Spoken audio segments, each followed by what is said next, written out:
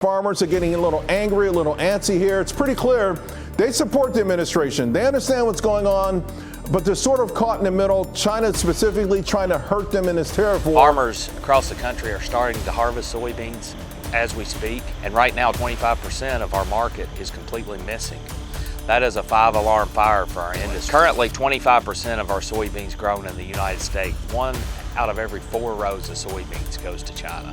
Right now, China has purchased 0 soybeans. This is a business. It's a family farm, but it's a business. And we have to look at our input costs, what we can sell our product for, and see what that profit is. And we hope it's a profit. The headlines say the American economy is booming. The stock market's breaking records. Unemployment is low. But beneath the surface, something is rotting. A quiet collapse is spreading across the heart of America. And this time, it's not coming from Wall Street. It's coming from the very people who feed the nation. Farmers are walking away from their land, food imports are skyrocketing, and the United States, once the world's breadbasket, is now becoming dependent on foreign crops. So how did the richest country on earth lose control of its own food? To understand that, we have to go back to the beginning. In the 1950s, farming wasn't just a job, it was an identity. Generations worked the same soil their grandparents tilled. They were the heart of America's promise: independence, hard work, and self-sufficiency. But over the decades, the system changed. Small farms disappeared, corporations moved in, and Washington rewrote the rules. The new laws favored big agribusiness, giant companies that could produce faster, cheaper, and in bulk. Farmers couldn't keep up. Costs rose. Fertilizer, fuel, land, insurance. Debt followed, and one by one, the family farms vanished. By the 2000s, the United States had lost nearly half of its independent farms. What was left were massive industrial operations, efficient, yes, but fragile. Then came the tariffs. The U.S. launched a trade war, first against China, then against the European Union, then Mexico, and finally, Brazil. The idea was simple: protect American producers. The result? It backfired. When Washington taxed foreign imports, other nations retaliated. Brazil raised tariffs on American grain and corn. China stopped buying U.S. soybeans altogether. And suddenly, the American farmer had no one left to sell to. Grain silos filled up. Fields went unharvested. Tractors rusted in the sun. And as exports collapsed, prices at home soared. To cover losses, the U.S. printed money, billions in subsidies and relief packages. But the inflation that followed made fuel, seeds, and food even more expensive. It was a cycle of slow destruction, one that no one in power wanted to admit. While America stumbled, others adapted. Brazil became the new breadbasket. China brokered new trade deals with Africa, Russia, and the Middle East. And BRICS, the alliance once dismissed by the West, began quietly reshaping global trade.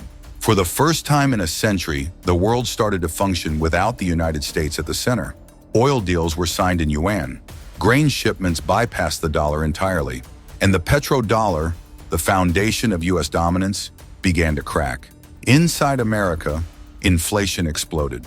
Grocery bills hit record highs. Eggs, milk, bread, the basics, costs double what they did 5 years ago. And for millions of Americans, middle class became a memory. The government blamed global instability, but the truth was closer to home.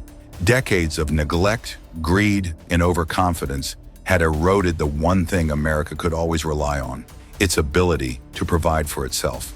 By 2025, nearly 20% of all food consumed in the U.S. was imported. From beef to rice, from vegetables to coffee, America, once the exporter, had become the buyer. Imports from Brazil, Mexico, and China flooded shelves. And for every new dependency, another industry in America disappeared. It's not just food. Energy independence? Gone. Manufacturing, offshore, semiconductors, dependent on Taiwan, even defense production, the backbone of U.S. power, now relies on materials from the very countries it labels threats. When a nation imports everything, it loses control over everything: prices, policies, even sovereignty. And when those supply chains break, society follows. It's the same lesson every empire eventually learns. You can't outsource survival. So who's winning this silent war? Look to the south. Brazil is now the world's largest food exporter. Their coffee, soybeans, and beef feed billions.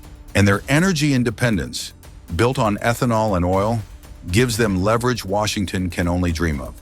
China, meanwhile, has cornered the rare earth market, the metals America needs for its missiles, its phones, its electric cars. Every piece of modern technology, every made-in-America innovation, still begins in a Chinese mine. And as these new powers rise, the U.S. keeps printing dollars to stay afloat. But the more it prints, the less the dollar means, and the world knows it. When the next crisis hits, whether it's another pandemic or another war, the U.S. won't just face a financial collapse, it'll face a food collapse. Because you can't feed 330 million people with imported goods if the world stops trading. And when shelves go empty, no amount of dollars will bring food back. The warning signs are everywhere. Farmers vanishing, corporations buying land, foreign powers tightening their grip on resources. But most people won't notice until it's too late. Once the world's supplier, America now stands at a crossroads. Rebuild what it lost, or watch others decide its future. Because power doesn't disappear overnight. It fades quietly, just like the sound of tractors on an empty field. This isn't just an economic story. It's the story of a nation that traded resilience for profit and sovereignty for convenience. And when the next storm comes, it won't be the markets that crash first, it'll be the farms. And when that happens, America will finally learn what happens when a superpower forgets how to feed itself.